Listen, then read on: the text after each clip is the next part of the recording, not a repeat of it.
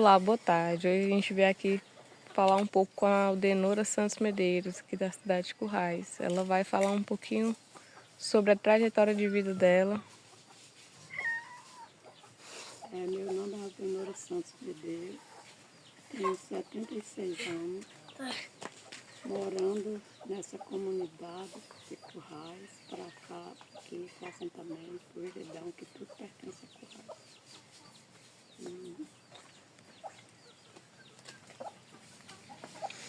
Assim, bom, como surgiu a comunidade?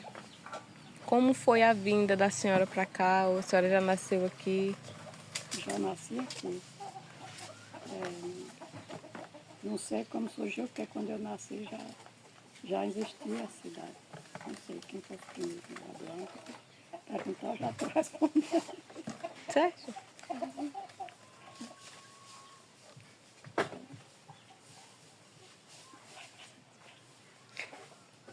Quais os acontecimentos marcaram assim aqui para a senhora?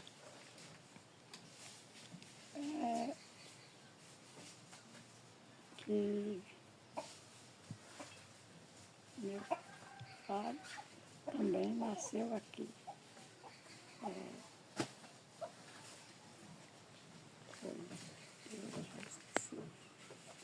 Os acontecimentos foi o festejo que a gente começou, e a história é longa, mas se precisar eu digo que foi uma promessa que um velhinho dos primeiros moradores fez, a promessa que foi mordido de cachorro doido. E aí foi a promessa de ir buscar o santo na Lapa. E ele foi buscar o Bom Jesus. Ainda hoje é dia que a gente festeja e é uma história marcante aqui na cidade. Teve mais algum assim?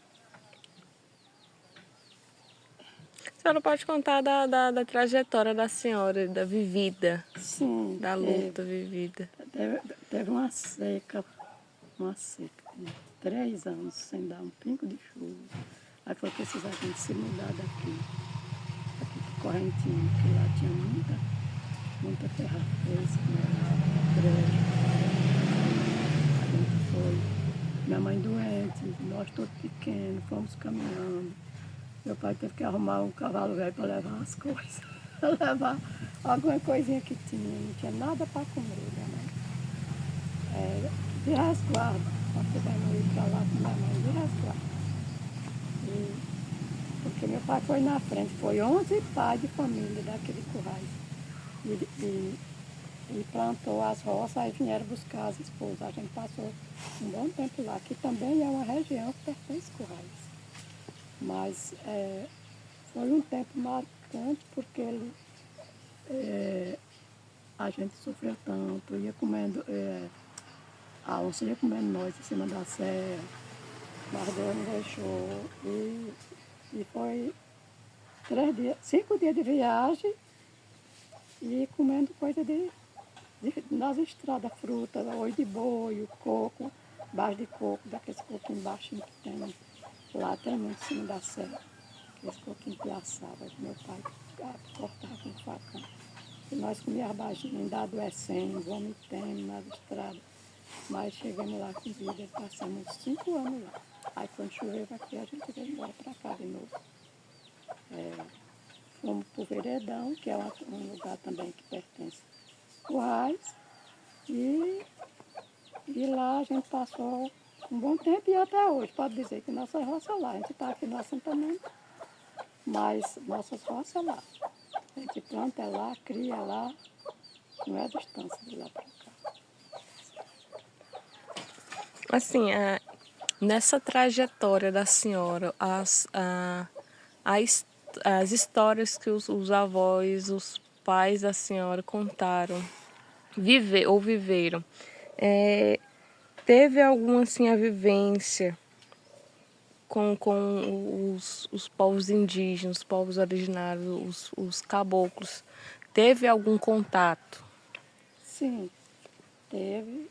Meu avô foi para o campo, montado no cavalo. E lá ele, no mato, ele encontrou Parece que lá tinha um lote grande de índio, né? Mas que até botaram fogo, tipo para ele não passar, para não mais. Ficou uma criança do lado de cá, dos índios. E meu avô pegou essa criança, botou na garupa do cavalo e trouxe na estrada. Ela ia querendo cair, que ela não sabia montar, não sei, eu sei que ela ia querendo cair. Ele foi puxar ela para consertar e ela mordeu ele, arrancou um tampo no braço dele. Mas mesmo assim ele não desistiu. Eu trouxe ela e já que criou e alguém da família casou com ela. Uma pessoa da família, não sei se foi meu avô, meu bisavô, foi meu bisavô que chamava Guilherme. Inclusive tem até o Guilherme da Osana que é por causa disso, por causa do nome dele, do Guilherme. Que ele foi quem pegou essa caboquinha no mato. Aí ficou os índios rodeando por aqui, rodeando, mas o povo só via o motivo dele, assim, eles faziam medo das crianças. Inclusive, depois que nós estamos morando no Veredão, quando o Gil era pequeno, eles quase carregam o Gil. Por pouco. Não, eu podia contar essa história. Pode contar. Nós chegamos em casa, de longe nós escutamos um choro do menino. Nós vimos de noite da beira do rio, uns peixes para tratar. E aí, de longe, nós escutamos o choro do menino. Aí nós pensávamos que era o Wilton da Dió. Mas a Dió, que era pequenininho, o Assis estava trabalhando lá. Mas a Dió era casada com o Assis, estava trabalhando lá. Mas o Gilvan, e aí quando nós escutamos o choro, o Gilvan disse assim, olha, amanhã meu filho tem um amiguinho para brincar. Que esse amiguinho já chegou. Quando nós chegamos lá não tinha ninguém. Ninguém na casa. E aí a gente assombrou, porque eu vi. Aí nessas alturas, o Gilvan desceu, voltou para a gruta, para uma festa que tinha. E eu fiquei sozinha.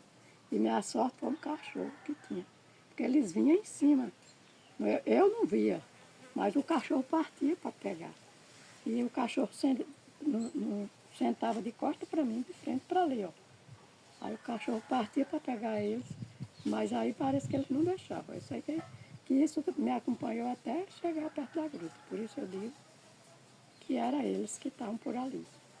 Nós suspeitamos que era eles por causa do choro do menino, né? Eles que estavam arranchados na casa, como nós ainda eles correram. Eles saíram, nós não vimos eles.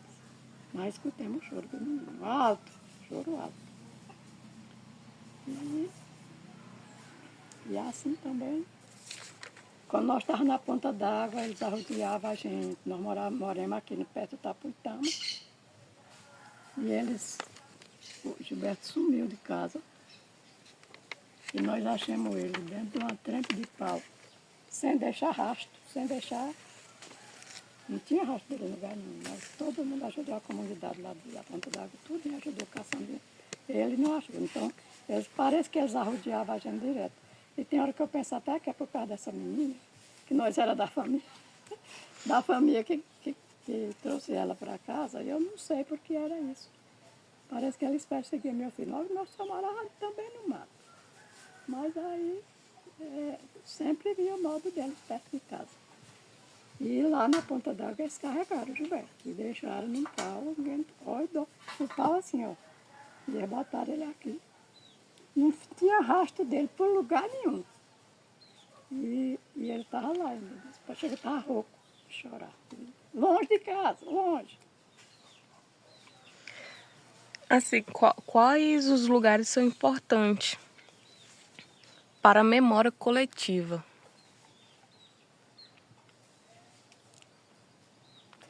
A senhora falou já vários pontos, né? O Veredão, Ponta d'Água, lá no Correntim, né? No Correntim. No Correntim. Sim. Aqui. Aqui.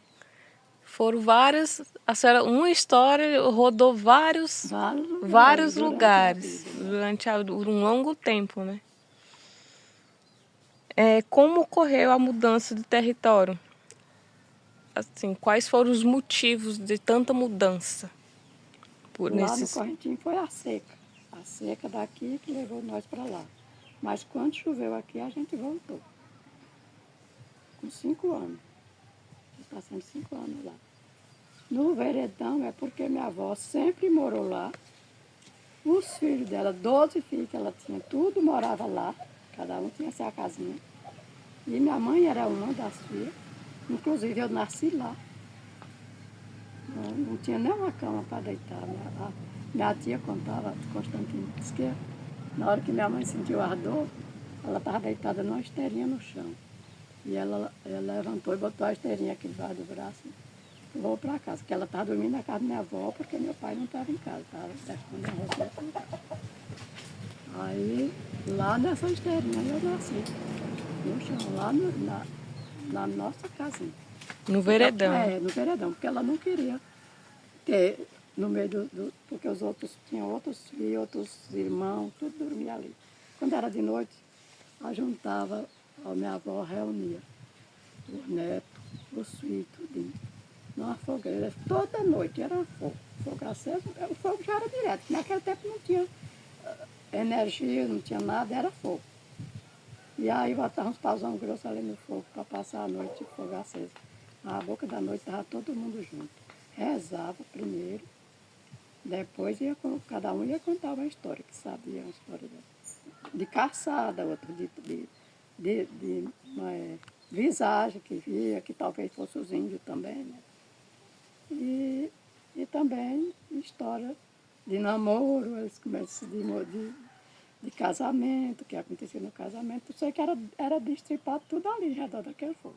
E ela, com um pauzinho que ela andava com ele, se um menino conversasse, ela pau na cabeça, que era para todo mundo ficar ligado naquelas histórias. Quando um conversava, os outros só escutavam. Só escutava. Para a senhora, o que significa pertencer à comunidade? Pertencer à comunidade é você servir, você ser presente, morar, ajudar quem precisa. Como eu já disse, servir, que servir é ajudar, é estar presente nas horas necessitadas. Para mim, pertencer à comunidade é isso. E ser presente ali em tudo. Em tudo. Como os conhecimentos são transmitidos? Como foi para a senhora e como a senhora passou os filhos da senhora, os filhos, né? Só contando as histórias mesmo. Assim, de minha avó era desse jeito que eu estava dizendo para nós. Aí de minha mãe também não foi diferente. Apesar dela conversar muito pouco, era muito calada na dela. Mas na hora que ela achava assim, uma oportunidade com a irmã, ela se soltava. Ela conversava e já passava para nós aqueles ensinamentos. Entendeu? Uhum. Agora... Porque assim, eu sei que o Miguel principalmente também, aprendemos muito. Eu lembro que a tia Inói era desse mesmo jeito. Fogueirinha aqui, quando a gente passou por assentamento 20 anos atrás, né? Também não tinha energia, não tinha... Então as histórias eram contadas na fogueira, os ensinamentos também. Então era na fogueira. Um chá de... Como é que é o nome daquele pauzinho lá? Pau de rato. Pau de rato. Era o pau de rato e foi de carne. E foi de carne. Casca de laranja. Casca de laranja, tudo, enfim, era um chazinho, uma boa conversa. Até altas horas da noite. Vendo as estrelas. Pronto. Inclusive, próximo dia da morte dela, nós fizemos um chá, bem aí, 6 horas. E aí ela viu o sinal de viúvo. Tu lembra que eu te contei essa história? Nós estávamos tomando chá às 6 horas e ela viu aquele vinho que ela disse, olha, quem será o próximo? Que tinha morrido o Manuel Cangaia há pouco tempo.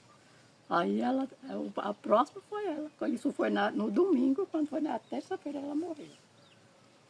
Aí fica marcado, isso fica marcado para sempre. E eu conto isso para todo mundo, porque não tinha um dia para nós não estar tomando esse chá. Tomando um chazinho. Era o chá da tradição. Quais as ameaças existentes à memória, identidade e território? as oportunidades aparecem e as pessoas vão abraçando e vai deixando muitas coisas importantes para trás. E isso eu digo todo dia aqui em casa. Porque às vezes tem dia que eu penso numa coisa, conto ela só para mim, relembro. E se tivesse quem ouvisse, eu contava para essas pessoas. De vez em quando, quando chega um, eu conto. Mas está se perdendo muita coisa do passado que era para eles saber. E eles não têm mais tempo. Não tem tempo. Às vezes um passa a botina, outro passa uma horinha, outro vem, senta uma horinha de tarde, mas às vezes já vem o celular, já vem um ligue daqui, outro daqui lá. E eu já impede que aconteça essa fogueira, esse chá, essas histórias do passado. Que tem uma história que não sei se tu conta, depois tu que antes dessa seca que nós fomos para Correntinho, teve outra seca de 5 anos, que acabou toda a semente, que isso é uma coisa que todo mundo tem que ter hoje, o cuidado para guardar uma sementinha numa cabaça, que nem isso aqui, ó, aqui para guardar a semente, que aqui era onde nós carregava a água de primeiro, era onde fazia as cuias, não tinha bacia de plástico, era as cuias para fazer o beiju, para mexer com as farinhas, colocar a tapioca, relava a mandioca. E eu ia contando uma coisa e eu me esqueci o que era. Que era a seca de 5 anos atrás. Sim, que meu avô, o pai de minha mãe, foi buscar maniva de mandioca na Baixa Grande. Tem um lugar chamado lá, deixa eu ver como é, Riozinho. Aí ele soube que tinha essa farinhada lá. E ele foi, porque lá tem muito lago, muito brejo, muita coisa. Não faltou como aqui, né? Aqui sempre foi seco. E aí ele foi buscar essa maniva lá, no jumento. Foi de jumento. Olha que daqui para Baixa Grande. De jumento. De jumento.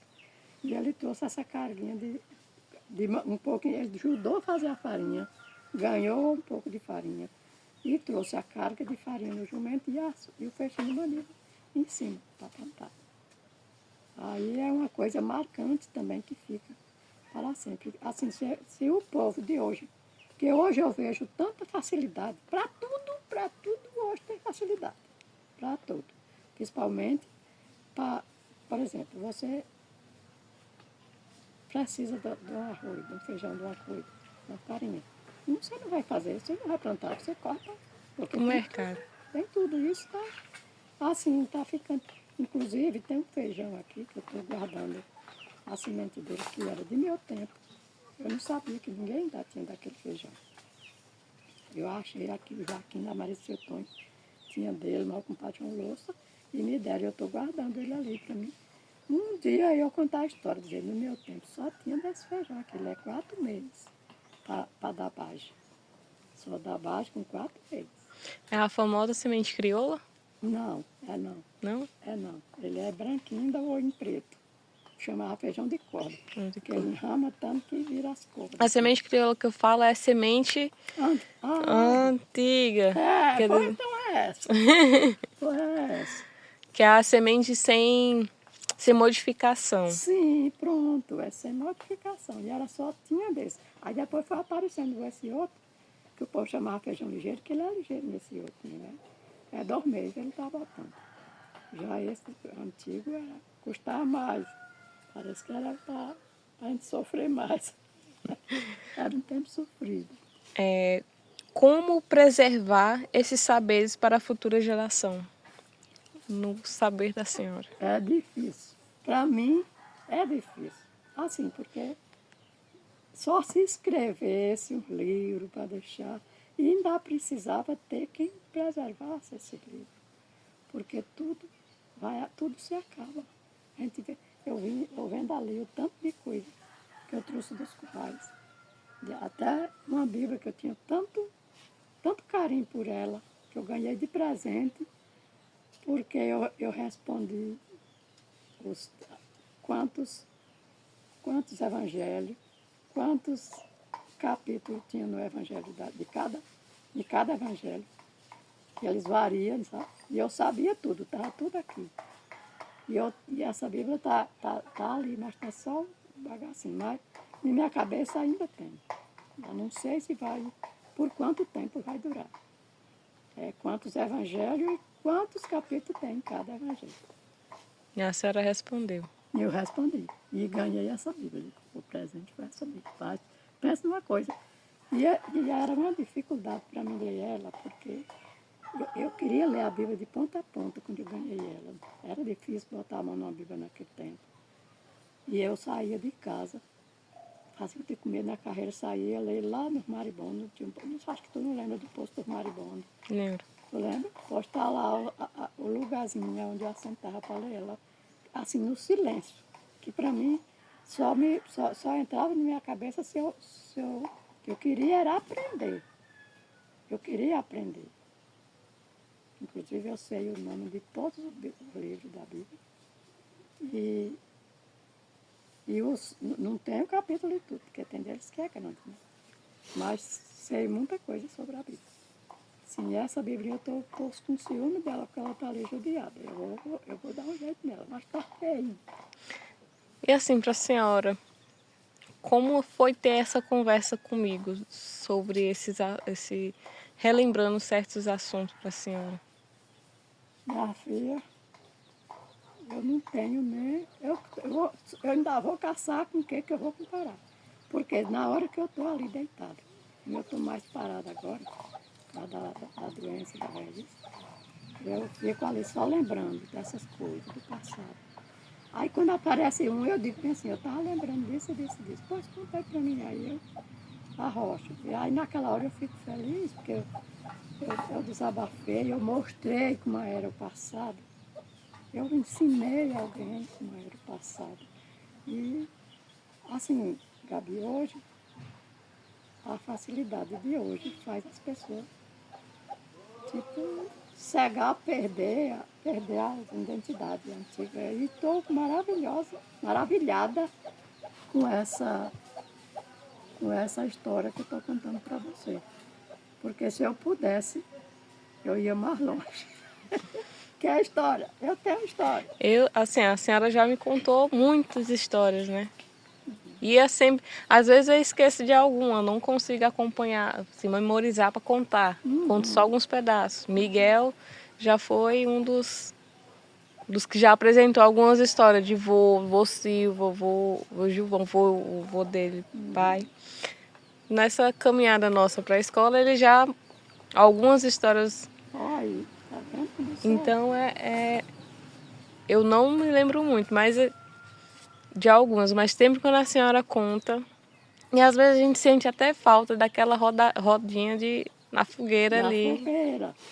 Pois é, os estudos e as oportunidades de trabalho, os estudos das crianças, tudo toma seu tempo hoje, para que você não tem mais esse tempo. Olha quando nós chegamos aqui, como não tinha energia, nós tínhamos Aquele tempinho. Para sentar, para conversar, demais, nós gostávamos.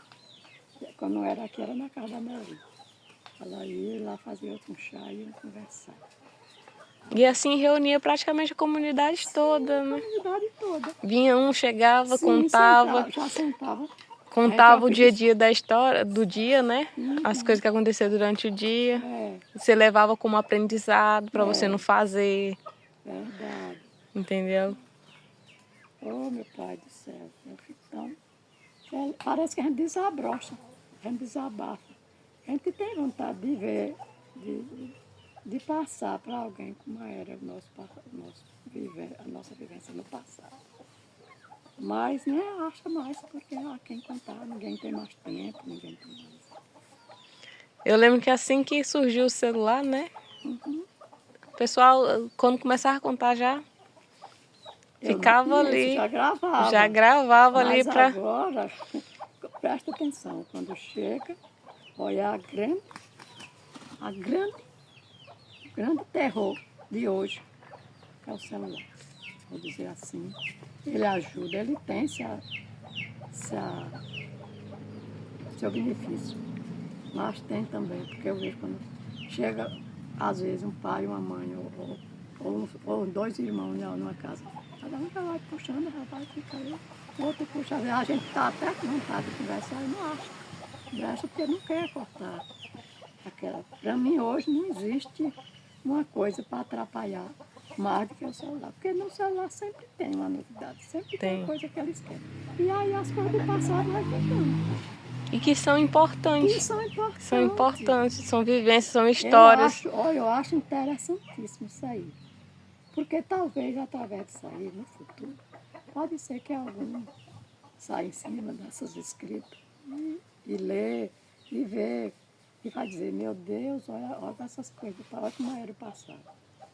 Porque era assim, Gabi. Era sofrido Era também. sofrido, mas era uma história, mas era bom, Gabi, porque você vivia, parece que você vivia em família. Hoje você não vive mais em família. É filho para aqui, é pai para lá, é irmão para lá. Você não vive mais em família. Difícil.